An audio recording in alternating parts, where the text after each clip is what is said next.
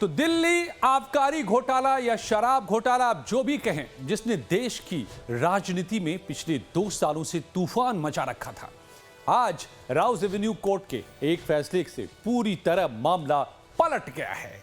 जिस कथित शराब घोटाले ने आम आदमी पार्टी की चूलें हिला दी थी, जिस मामले में दिल्ली के मुख्यमंत्री को सलाखों के पीछे जाना पड़ा था, आज उसी मामले में अदालत का जो फैसला आया है, उसने जांच एजेंसियों की साख पर एक बहुत बड़ा सवालिया निशान खड़ा कर दिया है। दिल्ली की राउज एवेन्यू कोर्ट से आज वो खबर आई जिसकी शायद किसी को उम्मीद नहीं थी। स्पेशल जज जितेंद्र सिंह ने दिल्ली के पूर्व मुख्यमंत्री अरविंद केजरीवाल और पूर्व डिप्टी सीएम मनीष सिसोदिया समेत सभी 23 आरोपियों को बरी कर दिया। कोर्ट ने सिर्फ बरी ही नहीं किया, बल्कि सीबीआई को फटकार लगाई, और ऐसी फटकार लगाई कि उसकी गूंज दूर तक जाएगी। कोर्ट ने साफ शब्दों में कहा कि इन दोनों नेताओं के खिलाफ बिना किसी सबूत के आरोप लगाए गए। अदालत ने कहा है कि मनीष सिसोदिया के खिलाफ तो प्राइमा फेसाए यानी प्रथम दृष्टया कोई मामला ही नहीं बनता है, और केजरीवाल को बिना किसी ठोस सबूत के आरोपी बनाया गया। सबसे चौंकाने वाली बात यह रही कि कोर्ट ने जांच अधिकारी यानी कि आईओ के खिलाफ ही जांच के आदेश दे दिए हैं। ये न्यायपालिका के इतिहास में रेयर है कि कोर्ट खुद जांच एजेंसी की नीयत पर सवाल उठा दे।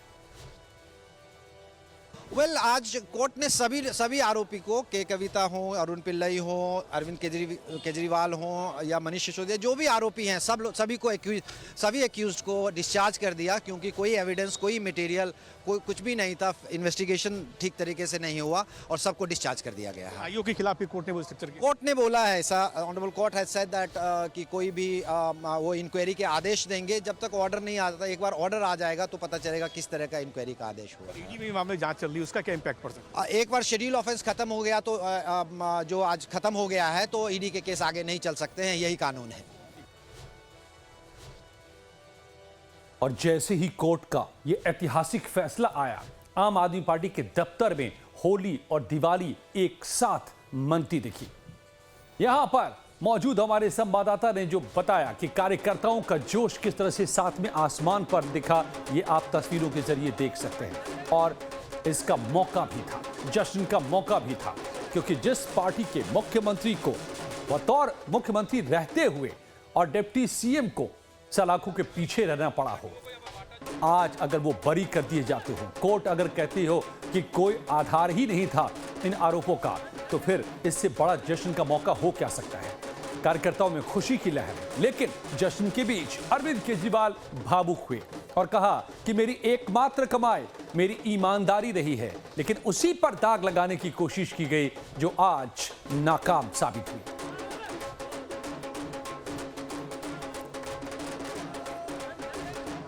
पूरा का पूरा फर्जी केस था। हमारे ऊपर कीचड़ फेंका गया। 24 घंटे टीवी चैनलों के ऊपर डिबेट चलते थे, खबरें दिखाई जाती थी, केजरीवाल भ्रष्ट है, केजरीवाल भ्रष्ट है।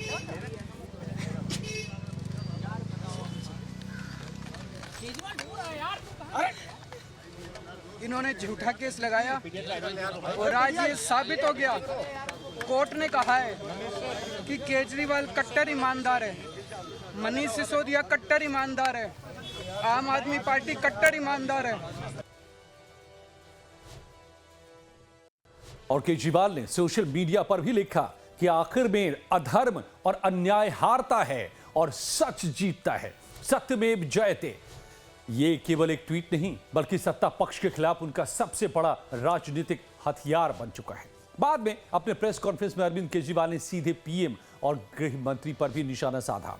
कहा कि शराब घोटाला शब्द का भारतीय जनता पार्टी ने 4 साल बहुत इस्तेमाल किया। यह मुकदमा 2 लोगों ने चलाया और आज उन दोनों को माफी मांगनी चाहिए। ये पूरा षड्यंत्र किसने रचा, क्यों रचा? ये पूरा षड्यंत्र 2 लोगों ने मिलकर रचा, नरेंद्र मोदी जी और अमित शाह जी। और आज उन दोनों को पूरे देश से माफी मांगनी चाहिए। उन दोनों ने मिलकर षड्यंत्र रचा कि आम आदमी पार्टी को खत्म किया जाए, आम आदमी पार्टी को बर्बाद किया जाए, और उस षड्यंत्र के तहत आजाद भारत का सबसे बड़ा और सबसे घिनौना षड्यंत्र रचा उन लोगों ने। कोर्ट के फैसले के बाद सियासी वार पलटवार का सिलसिला जोरों से चला। कई विपक्षी दलों ने बीजेपी पर हमला बोल दिया। विपक्षी दल पहले से ही बीजेपी पर विपक्षी नेताओं को झूठे मुकदमों में फंसाने के आरोप लगाते रहे हैं और ऐसे में आज जब दिल्ली के राउज एवेन्यू कोर्ट ने केजरीवाल और सिसोदिया को और सभी 23 आरोपियों को बरी कर दिया, सीबीआई को फटकार भी लगाई, जांच अधिकारी के खिलाफ जांच के आदेश दिए, तो विपक्षी दलों ने बीजेपी पर चौतरफा हमला बोल दिया। हालांकि बीजेपी ने भी जवाबी पलटवार शुरू किया, यानी पक्ष विपक्ष के बीच जमकर सियासी घमासान छिड़ गया है। अदालत के फैसले ने जहां विपक्ष को एकजुट कर दिया है, वहीं बीजेपी अभी भी भ्रष्टाचार के आरोपों पर कायम है। बीजेपी का चाल चरित्र जो है सामने आ गया है, उजागर हो गया है और जो हर्जाना जो केजरीवाल जी को भुगतना पड़ा, चुनाव हारना पड़ा, तो अब इसका खामियाजा जो है इसकी भरपाई कौन करेगा? तो हम तो चाहेंगे कि भाई मांग करेंगे कि भाई दिल्ली में जो है दोबारा जो है चुनाव कराया जाए ताकि अपने जनता जो है सही मुद्दे पर जो है चुनाव कर पाए। मुझे लगता है कि अरविंद केजरीवाल जी यदि राजनीतिक आरोप लगा रहे हैं तो वो भारत के राजनीतिक इतिहास के बहुत अभूतपूर्व लोगों में से एक हैं। हम लोगों ने 1951 में जनसंघ से बने हुए आज हमें 75 साल हो गए। हमने एक भी दिन कांग्रेस से हाथ नहीं मिलाया, उन्होंने 75 दिन में हाथ मिलाया था।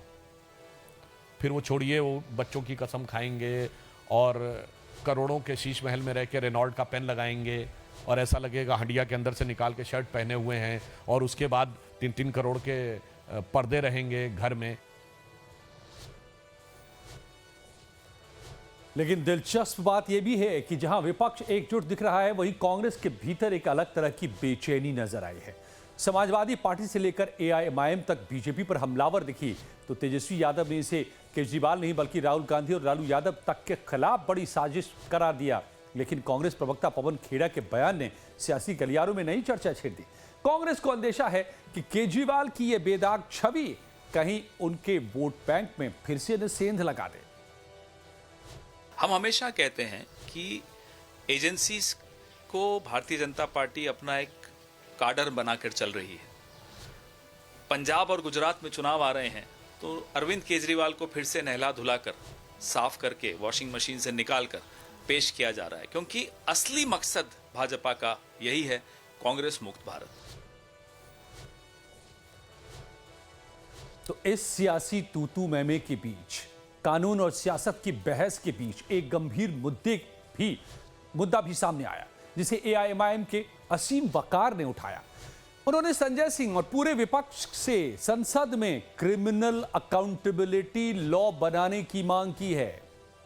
उन्होंने कहा कि जो लोग निर्दोष लोगों को जेल भेजते हैं और उनकी जिंदगी खराब करते हैं, उन अधिकारियों को निलंबित कर जेल भेजा जाए, ऐसा कानून बने।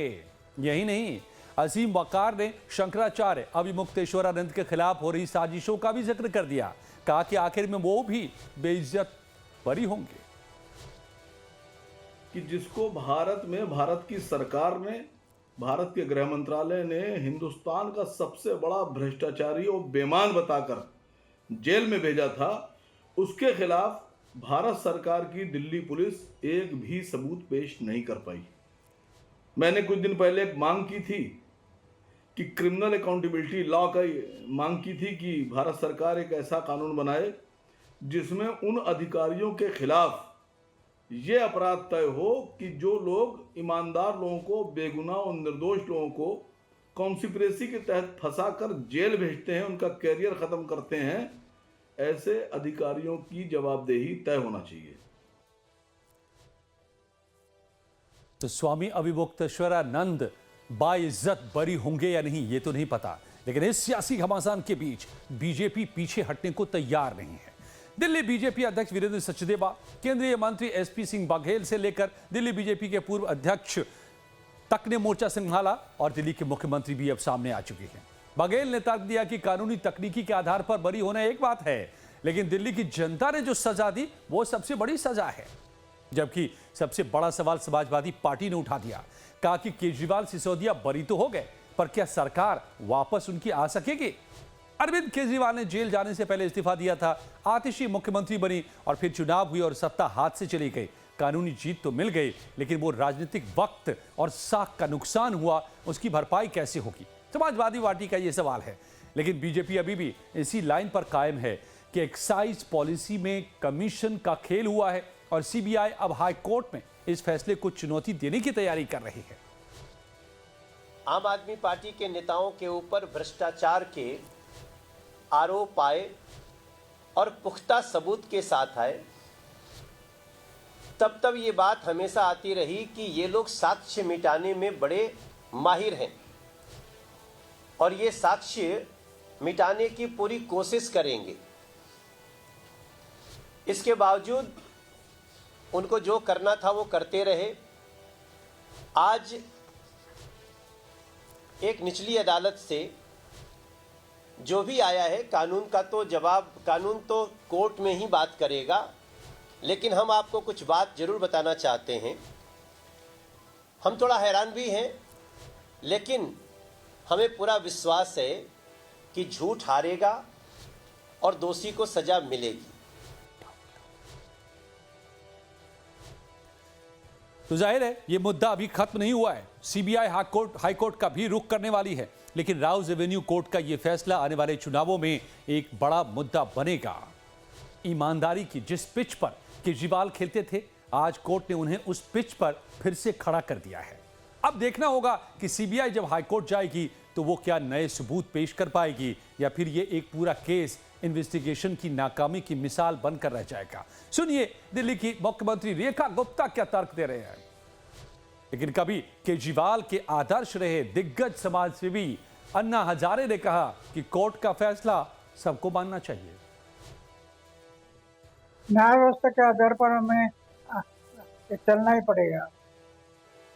अगर न्याय व्यवस्था नहीं होती तो ये गुंडे लफंगे धोखे दंगे सब होने थे, लेकिन न्याय व्यवस्था है, इसलिए सही देश चला है।